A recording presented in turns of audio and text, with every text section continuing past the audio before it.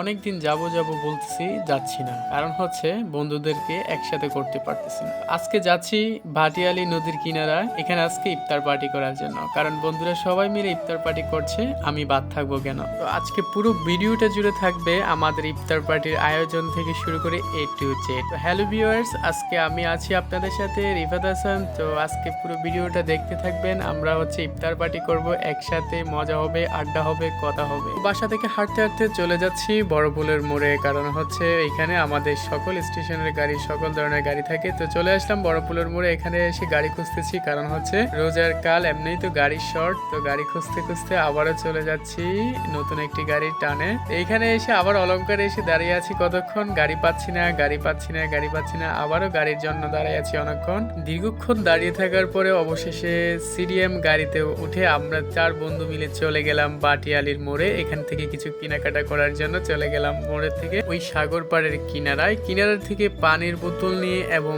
কিছু খরচাপাতি করে 4 বন্ধু, এবং 4 বন্ধু না, আমরা অনেক বন্ধু আসছি আজকে একসাথে আড্ডা দেওয়ার জন্য, ইফতার করার জন্য। তো এখানে এসে দেখি অনেকে ইফতার করছে, আমি তো অবাক হয়ে গেছি। আসলে কখনো আসা হয়নি এই জায়গার মধ্যে। জায়গাটির নাম হচ্ছে ভাটিয়ালি গুলজার বাগ। তো আপনারা সবাই আসবেন, খুবই আড্ডা দিছি, খুব মজা হয়েছে এখানে। তো আমরা সবাই মিলে ইফতারগুলো আয়োজন করলাম, ইফতারগুলো সবাই মিলে আমরা ভাগাভাগি করছিলাম, এবং ইফতারে আজান দেওয়ার সাথে সাথে আমরা ইফতারি খাওয়া শুরু করছিলাম। এবং আমাদের সাথে হিন্দু 2 ভাইও ছিল, আমরা একসাথে খাচ্ছিলাম মিলেমিশে।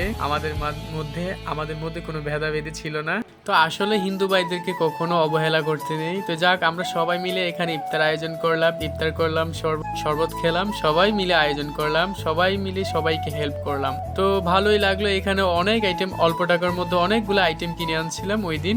আমাদের প্রায় 1200 টাকার মতো খরচ হয়েছে। 1200 টাকা থেকে আমরা সকল ইফতারের আয়োজন করছিলাম, টুকটাক খেজুর, ধনিয়া পাতা, কলা এবং এ টু জেড আমরা আয়োজন করছিলাম। খুবই ভালো হয়েছে, অল্প টাকার মধ্যে অল্প থেকে সবকিছু পাওয়া গেছিল ওই দিন। আমার ফার্স্ট টাইম এই নদীর পাশে ইফতারি করা, আর ইফতারি খাওয়ার সাথে সাথে কানে শুনতে পাই নদীর ঢেউ এবং মানুষের আওয়াজ, এবং সকল মানুষের সাথে একসাথে বসে ইফতার, বন্ধুদের সাথে ইফতার, আশেপাশে অনেক মানুষ। আসলে এরকম সময়গুলো আর পাবো কিনা জানি না।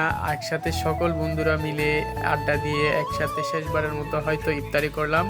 আসলে এখানে আমাদের যতগুলো বন্ধুদেরকে দেখতে পাচ্ছেন, ওরা একজনে এক এক জায়গা থেকে, কারো বাড়ি ক্যান্টনমেন্ট, কারো বাড়ি হচ্ছে কুমিল্লাতে, কারো বাড়ি হচ্ছে চট্টগ্রামে, কে কোথায় থাকে। আসলে অনেক দূর থেকে আমার বন্ধু বান্ধবরা এসেছে একসাথে ইফতারি করার জন্য।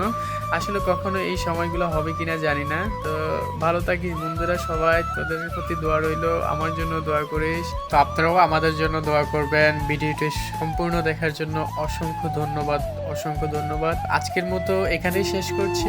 আসসালামু আলাইকুম ওয়া রাহমাতুল্লাহ।